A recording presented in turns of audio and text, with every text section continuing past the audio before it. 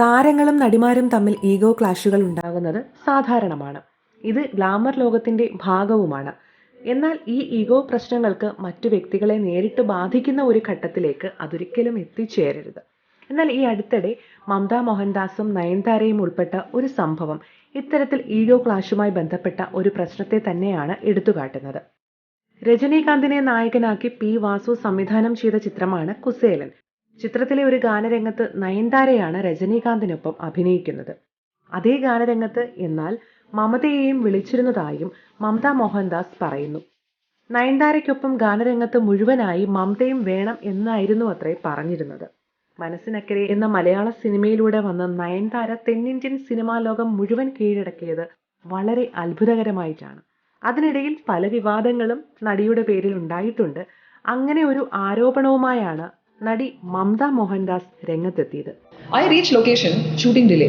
Okay, I'm waiting, ready and I'm waiting, half day over. But I know there was some shooting delay. Okay. And I know I was given some attitude, some bad attitude. And here I was completely humble about it, and I didn't feel threatened by somebody else. Just because I respect Rajni sir, I came. And he knew that my time was wasted. A couple of weeks later, I got a call from Rajni sir's office. They put Rajni sir on the phone, and he called just to say thank you for coming. And he did his part. Nice. Actually. That was his part. You know, that was the only thing under his control. The whole team was good, but there was something very. They could not tell me what, why, what went wrong. They could not tell me. Maybe they were trying to protect somebody else. You know, so I have no comments on that. Okay. Yeah.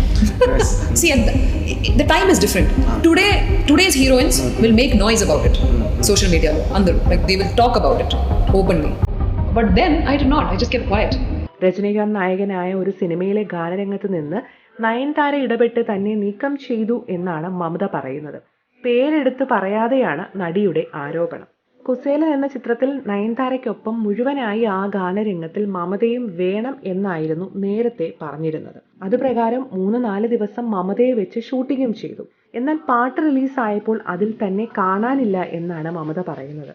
പാട്ടിന്റെ അവസാന ഭാഗത്ത് മമതയുടെ തല മാത്രം കാണാം. അങ്ങനെ തന്നെ പൂർണ്ണമായും ഒഴിവാക്കുന്നതായി ആരും തന്നെ ഇൻഫോം ചെയ്തിട്ടുമില്ലായിരുന്നു.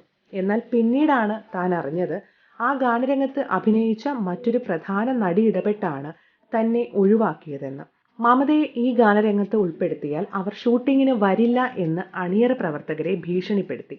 മറ്റൊരു നടി കൂടെ ആ ഗാനരംഗത്ത് വന്നാൽ തന്റെ സ്ക്രീൻ സ്പേസ് പോകുമെന്നാണത്രേ അവർ പറഞ്ഞത്.